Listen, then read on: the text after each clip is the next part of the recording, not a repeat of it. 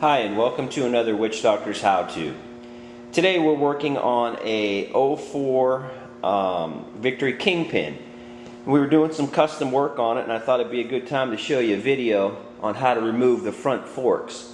Now, some of the work, as you can see here, we've already taken the front wheel and tire out, and we already have the other fork off, but I'll show you how to do this one side. It's the same on the other side. The one thing down here, you'll notice the axle goes through here, axle pinch bolts. This is where your fender bolts on. You want to remove all that stuff first, and I can make a video on how to do that, but it's really pretty easy. So once you get all that stuff out of the way, the rest of it's actually the simple part. If you look up here on the forks, you have your triple tree clamps. So you have a couple bolts right here. This is called the lower triple tree. Up here, you have the upper triple tree, and you also have some bolts up here. All you really need to do is just loosen these bolts, and this fork tube here will slide down and out of the triple tree. You don't have to mess with the handlebars. You don't have to mess with the triple trees. You don't have to do any of that stuff. So it's actually pretty easy. The bolts here on most bikes are 6mm Allen bolts. So you just kind of loosen these up.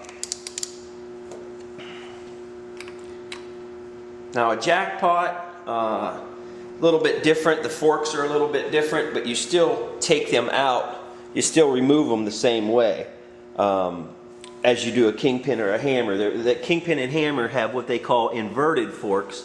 So what they are is you wouldn't have this lower down here. You don't have this lower looking mount. It's more of a strut part. So just kind of give you an idea here. But all you do, loosen those bolts up. You don't even have to really take them all the way out.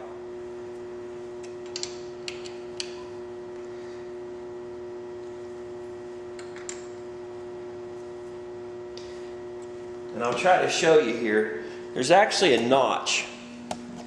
If you look here, there's a notch right here. You can see that, and then up in the top there's one here.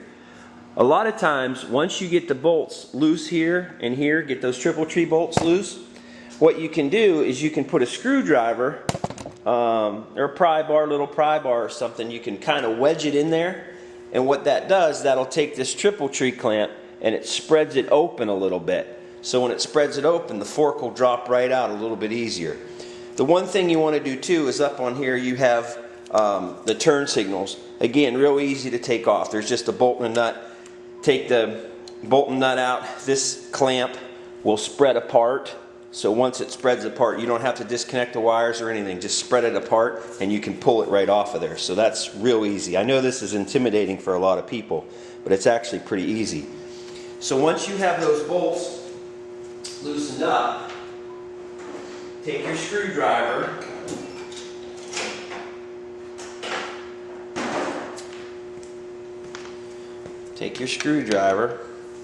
and just kind of put it right in one of those notches. And you don't pull a lot, just a little bit. All you got to do is just put a little bit of pressure on it and twist the fork, and you'll see it start to come down. And if it's tight on the top, put the screwdriver up in the top and twist it. And it'll come right down.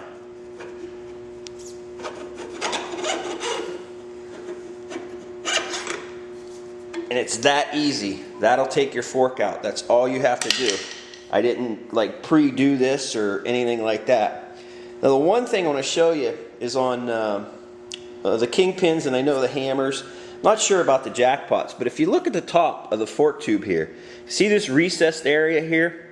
That's where a lot of guys, what you can do is, depending where that is on some bikes, when that slides up in the top, what we do at Witchdoctors for guys all the time, we'll take this and we'll machine this down just a little bit. It doesn't hurt the fork at all. But when we machine this down, what it allows you to do is when you put it in, you can slide it up farther because it'll go up in the triple tree farther, and it lowers the front of the bike. It'll lower the bike down. It keeps the geometry the same. Everything is the same. it just lowers the bike. It's kind of a trick way to do it, and it's fairly cheap. I think we charge about $100 to machine that off for you, and then you just put it back in. Everything's the same, and it lowers the bike down. So that's the way you lower the front bike, or lower the front of the bike. You don't mess with the bottom triple tree or the bottom clamp. You don't have to mess with anything. Simply, we machine that down, slide it back in, and you're all set. So the next thing I'll do is I will show you how to rebuild one of these. Again, very, very easy. Nothing hard at all. I'll show you in a second. I'll put it over in the vise and put it in the clamp and show you what we got to do. Okay, so now that we have the fork off the bike, you want to put it in a vise. I use a rag. If you don't have a vise, you can get somebody to help hold it for you, but a vise is much easier. Now when you tighten it up in the vise, don't crank it super tight. You just need it enough to hold it. Yeah, you don't want to put it super tight because you can scratch up the finish and goof up the fork.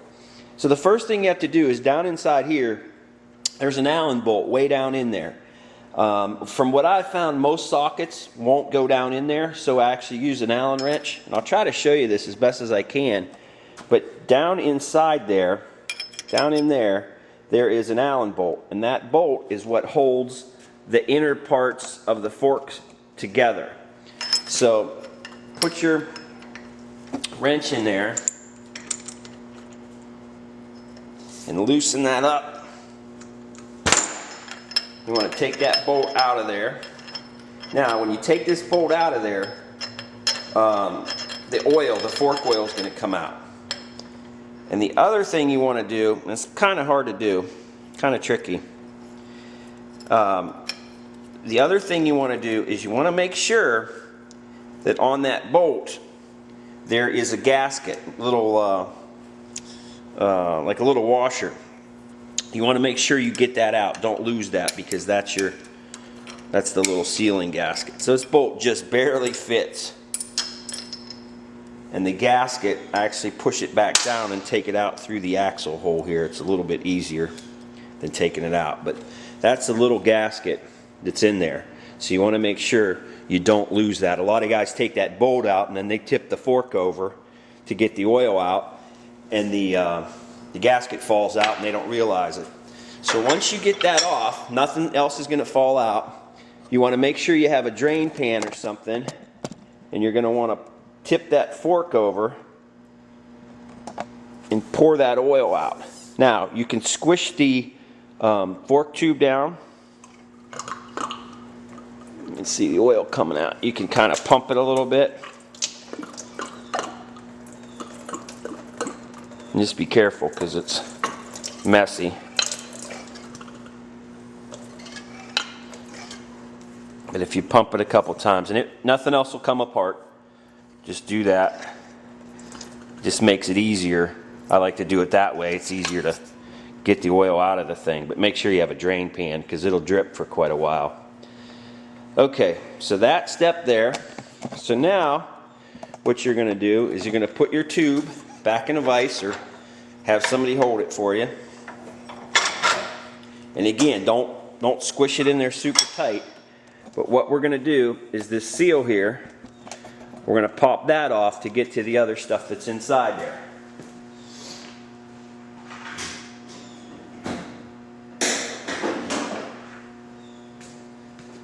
So that dust seal here will come out real easy. Just put a little screwdriver right in between there. You just tap it. Chances are you're going to replace the seals anyway, but that'll come right out. It's just pressed in there. There you go. Just slide that out, slide it down out of the way. Now again, another thing that's kind of hard to show you, I'll try to get down in there and show it to you here. But there's a snap ring down in here. Let me get this out of here, see if you can see it a little bit better.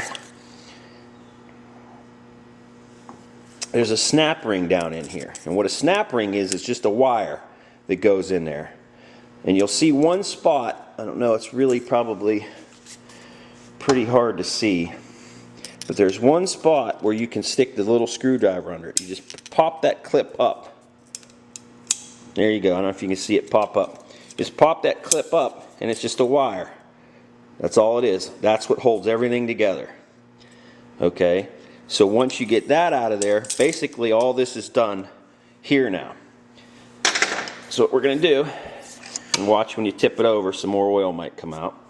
What we're going to do is we're going to go up on the other side of the fork tube, the top fork. Put it back in the vise again, and you'll see this nut up on the top.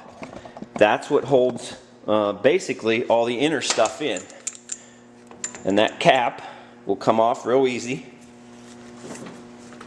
And this is where the vise really helps, because the tube will spin. It's kind of hard to hold with your hands, but you want to just take this cap out. Comes out real easy. Nothing's going to fly out and hit you in the face. I know everybody knows there's springs in there, but they won't come out. So you take that off, and then you just pull the guts out. So that is what inside of a fork tube looks like. You can see it's still dripping oil, but that's all it is. So once you unscrew that, everything comes out. The one thing, that bolt that we took out, that Allen bolt that we took out earlier in the bottom, still dripping oil here, but that's where that goes, right there. That bolt was in there holding that. So you just want to set this down, lean it against something in your drain pan. Okay, so the next thing we're going to do is, since we already took these clips off, like I said before, we have all that stuff loose. I'm going to put the tube in the vise. And again, don't clamp it super tight, just clamp it enough. And what we're going to do, we're going to get these bushings and stuff out of here. Now the way we're going to do it, actually pretty easy. We're just going to slide this. And we're going to kind of have it act as like a slide hammer type thing. And it'll pull the bushings right out. So all you got to do is make sure, you got to make sure that clip's out. If you don't, then, if you didn't get that clip out, then this isn't going to work. But you just kind of slide this and pull it fairly easy, but firm. You pull it, and you see that? It'll pop right out. And what you have on here is you have your seal, there's a spacer, there's some, I guess, brass spacer sleeves. So this is all stuff you would replace. This is your seal that normally leaks. And that's really all there is to it. You'll see in here, use that same little screwdriver you had earlier. You'll see in here, if you can see, this is a slot right here, where that's split in half. You just want to take that and spread it a little bit. My hands are all oily, so a little bit more of a pain. But you just spread that a little bit and pop it off. Get it over that edge. Then it'll slide right off. And again, if you're not sure how this stuff goes back together, I always tell people, use your digital camera. Take a picture of this before you take everything apart so you can see where everything's at. And also, if you need, lay it out on a piece of paper and put, the top of the fork, and then this spacer, this spacer, this spacer, just go down through on a piece of paper. This one here will slide right off. It also has the little split in it, so if you do need to spread it a little bit to pop it off. And then you have your washer spacer there and your seal. And everything will just pull right off. And then you're going to pull off from the bottom here yet. You're going to pull off your snap ring. That's the snap ring we were talking about. That's what it looks like. And then your little dust seal. All that just pulls right off. So that's basically it. You want to check this, make sure it's smooth, no nicks, because if you have a nick, that's what will make the seal leak, because the seal's riding up and down on here, and it'll eventually wear a little groove, or it'll tear up the seal, and that's why the seals will start leaking. A lot of times the fork tubes down here may get pitted up from stones depending where you're riding. So you want to make sure that's really smooth. If there's anything, you want to take a very fine file and maybe smooth the nicks down, polish it out with a little super fine sandpaper. You don't want to use anything coarse at all on here. But just make sure it looks okay, make sure there's no like I say, mostly nicks, anything like that. And then all you're going to do, and we'll show you in the next segment, is just replace those seals. You're just going to do everything in the reverse order. So really, that's all there is to it. This upper tube, there's nothing else in it. It's just a hollow tube, nothing to it. So this is one of the parts that when people send us their fork tubes, we will powder coat these and then machine different lines in them. It's just our way of doing it. We also sell the fork tube covers that slide down over this. A lot of companies sell those, but we machine it in. It gives it a little bit more of a trick look. Cost is about the same, but it's just the labor of tearing all this apart. So if it's something you're going to replace your seals, it might be something you want to look into, is having us powder coat these for you.